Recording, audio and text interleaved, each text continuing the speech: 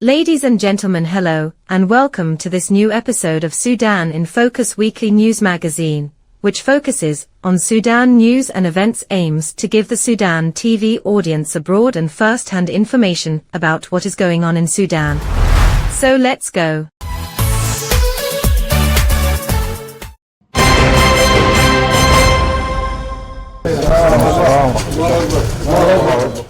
Lieutenant General Abdel Fattah al-Burhan, the head of the Transitional Sovereignty Council and the Commander-in-Chief of the Armed Forces, arrived in the city of Omdurman on the evening of Friday, February 15. He was accompanied by Lieutenant General Ahmed Ibrahim Mufaddal, the Director General of the General Intelligence Service, inspecting the conditions and ensuring the progress of operations as the armed forces approach significant victories after completing the first phase. He was received by Lieutenant General Yasser Abdurrahman Hassan al-Ata, a member of the Transitional Sovereignty Council and the Assistant Commander-in-Chief, along with the regional force commanders.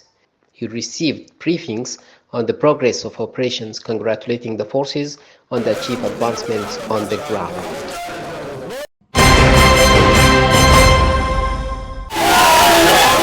Lieutenant General Abdel Fattah al-Burhan, the head of the Transitional Sovereignty Council and the Commander-in-Chief of the Armed Forces, affirmed that the battle for dignity continues until completely defeating this rebellion and those supporting it.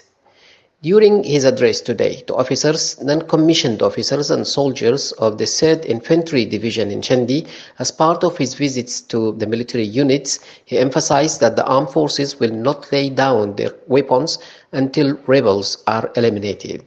He urged the rebel forces to resort to reason and leave the states of Al Jazeera and Al Khartoum, stating, "As long as you continue to kill, loot and steal, there is no room for dialogue with you until after the end of the battle."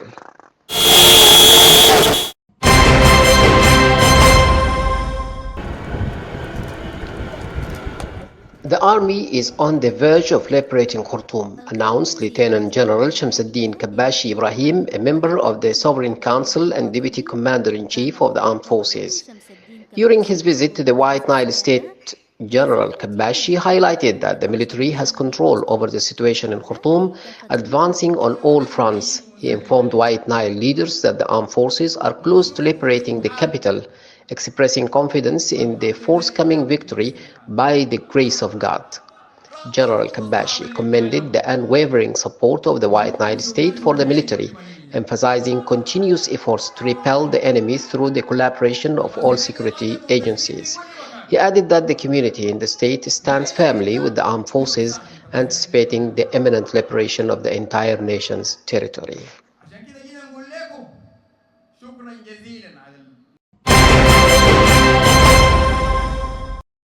Lieutenant General Muhammad Osman al-Hussein, Chief of Staff, extended his congratulations to the Khartoum forces, Khartoum and engineers, in a congratulatory message for successfully completing the first phase of the Khartoum purification plan, liberating the city from the mercenaries affiliated with Dagalo militia. He described the achievement as challenging, stating, "I extend my congratulations and blessing to Mr. Member of the Transitional Sovereignty Council, Assistant to the General Commander of the Armed Forces, and all the brothers overseeing this matter for this victory and the accomplishment of the difficult first phase. We pray to Allah to accept all the martyrs who sacrificed their lives for this victory, wishing speedy recovery for the wounded and anticipate the imminent completion of the triumph. We ask Allah to magnify your reward and safeguard you as a source of pride for the nation and our armed forces."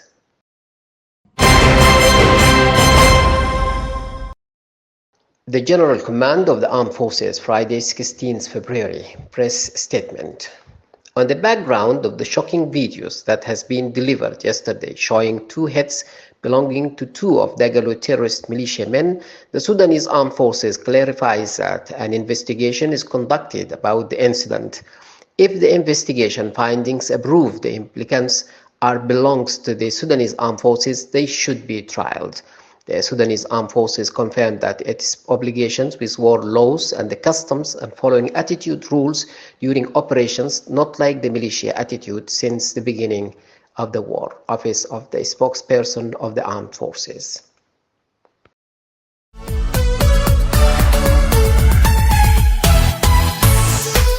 In April 2023, war broke out in the capital Khartoum between the Sudanese armed forces and the paramilitary Rapid Support Forces militia. In 2024, peace remains as elusive as ever in Sudan.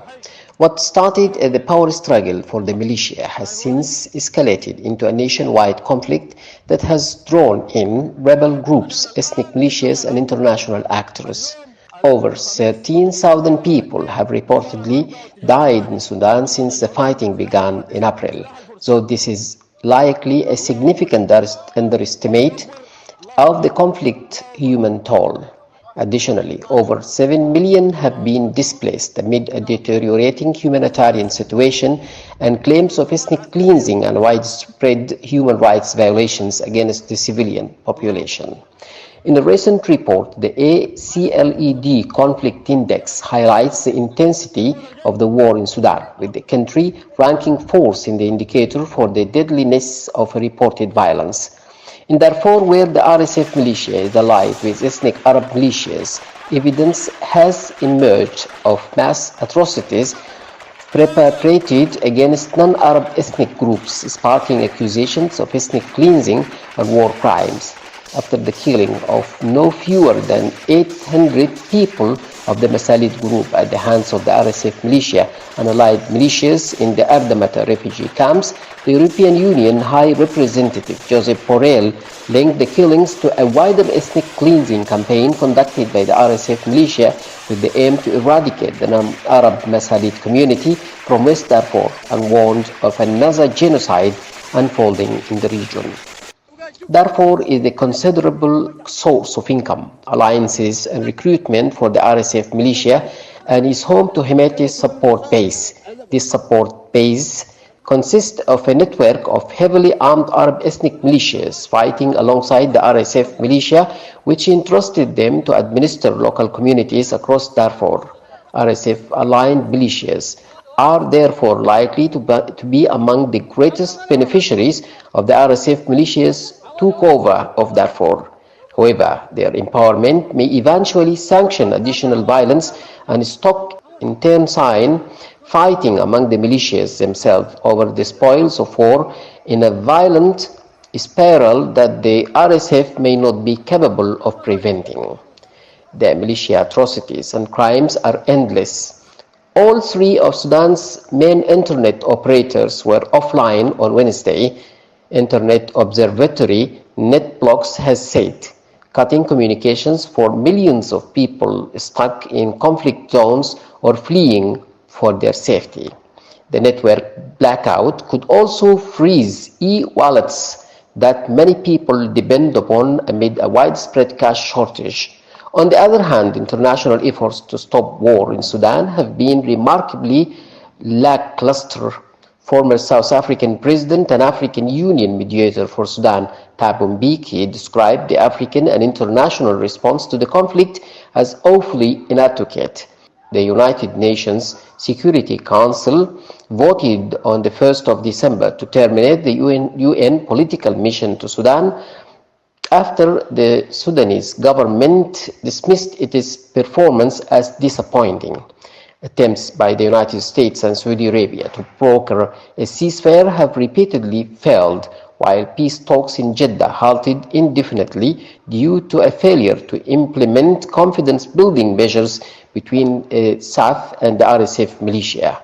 Although the leader of the militia declared his openness to an unconditional ceasefire as recently as January 2024, civil society activists have expressed doubts over the militia's genuine commitment to a negotiated end to the war. Meanwhile, foreign meddling, most notably the United Arab Emirates' support to the RSF militia, is further prolonging the conflict and hindering the effectiveness of the US sanctions. An indefinite continuation of the war will also have catastrophic consequences for the civilian population. Nearly 25 million people, over half of Sudan's population, require humanitarian assistance, with over 20 million facing acute food insecurity.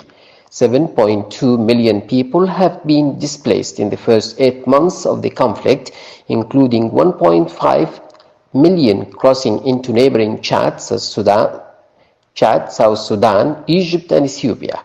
In addition to sparking a regional refugee crisis, the fallout from the war in Sudan may have significant implications, especially for Chad, whose government is under mounting pressure to support either non-Arab tribes in Darfur or the United Arab Emirates-backed RSF militia. Far from being confined to the country's borders, the war in Sudan will have far-reaching regional and international effects.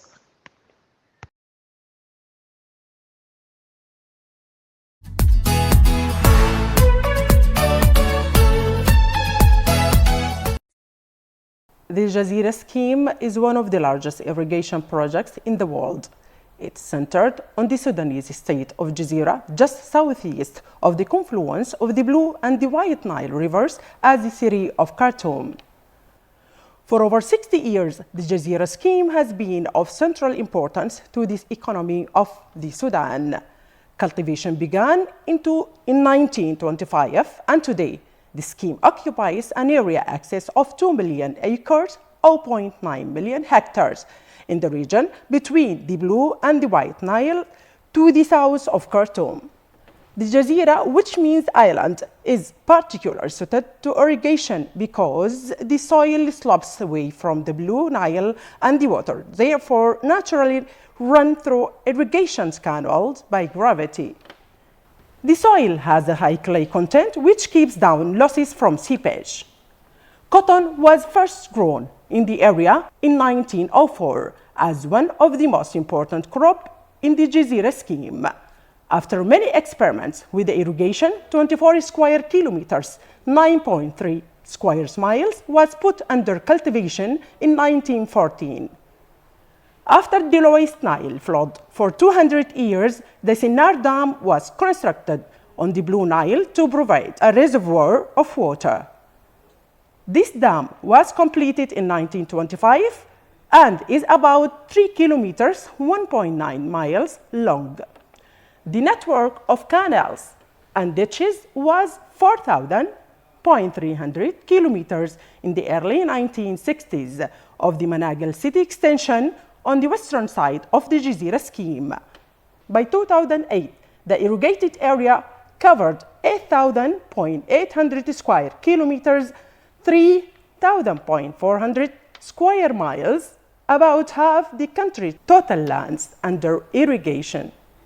The main crop grown in this region was still cotton, or as it's known, with white gold. The Jazeera scheme specialized in the production of extra long and medium stable cotton as the main crop of the Jazeera scheme. Other crops such as groundnuts, wheat, sorghum, and different types of vegetables and fruits.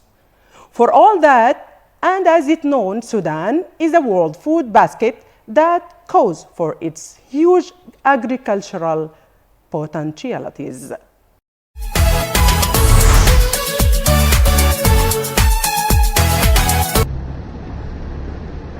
A place once bright with life, hollow and haunted by the shadow of war.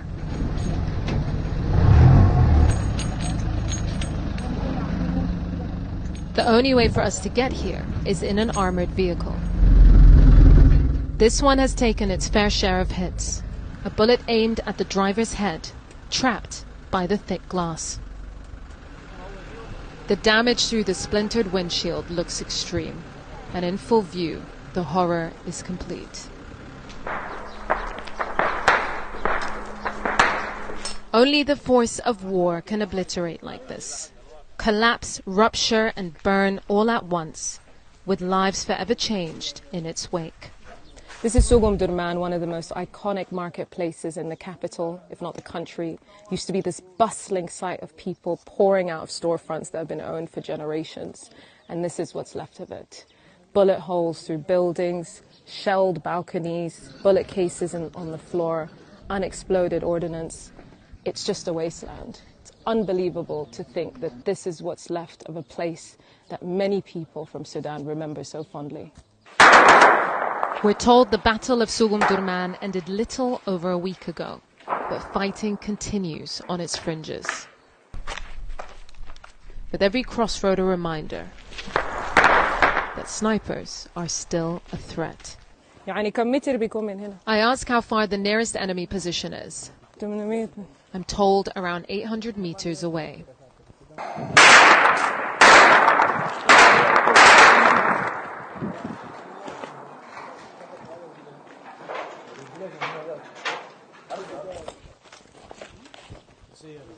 So after being told that the front lines are far off, we're now being ushered away after hearing very close gunfire.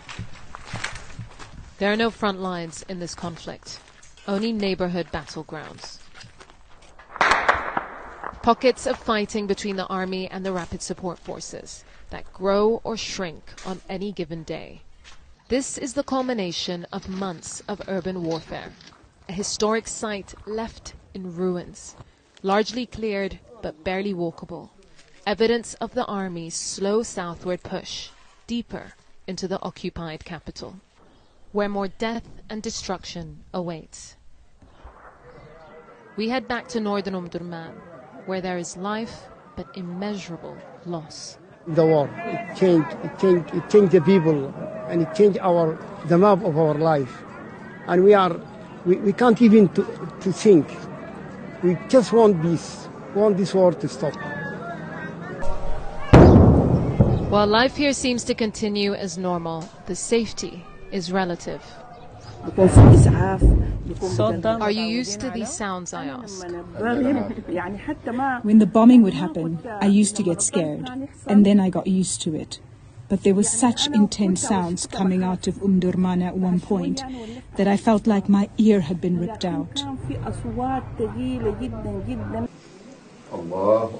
Their family and friends have fled their homes, but these walls give them sanctuary and relief. As the places they know and love crumble, each prayer fuels their hope for peace.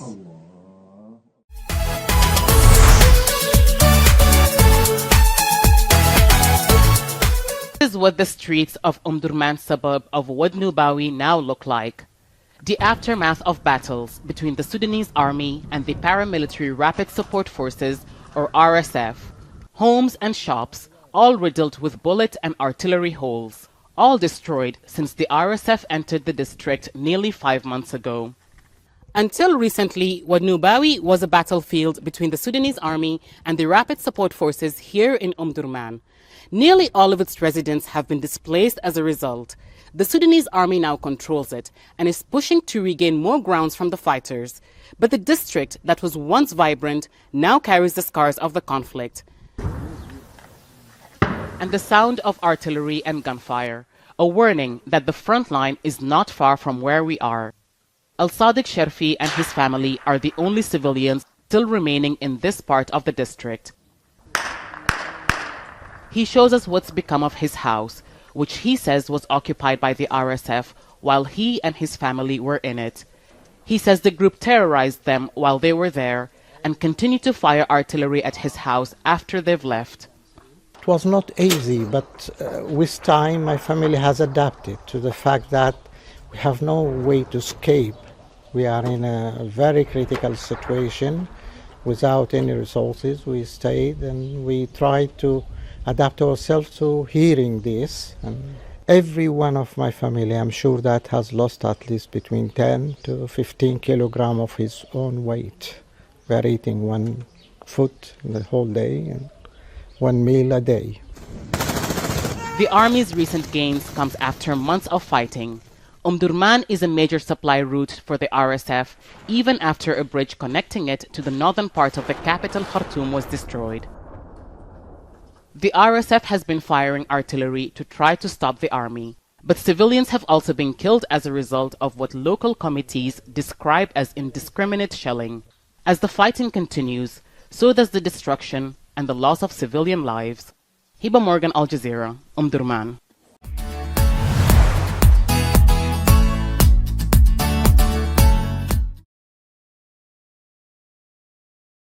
Zabiya is an ethnic group that brings together a number of tribes, including the Hadendawa tribe.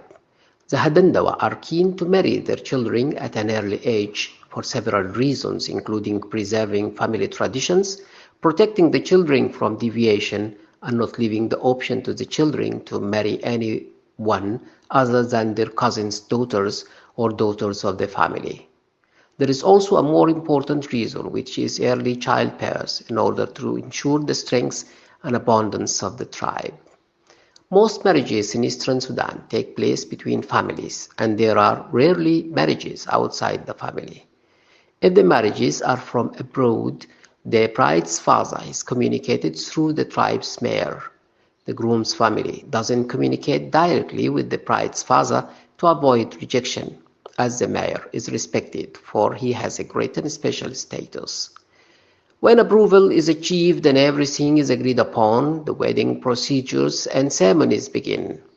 The wedding ceremony in Sharq or Eastern Sudan begins with the carrier, who carries the bride's needs to deliver them to the groom's house. When they arrive, they go around the house 7 times and chant popular songs praising the bride. A henna ceremony is held for the groom for 2 days in the evening. Then the day of the sinkap comes, which is the most important thing in the wedding.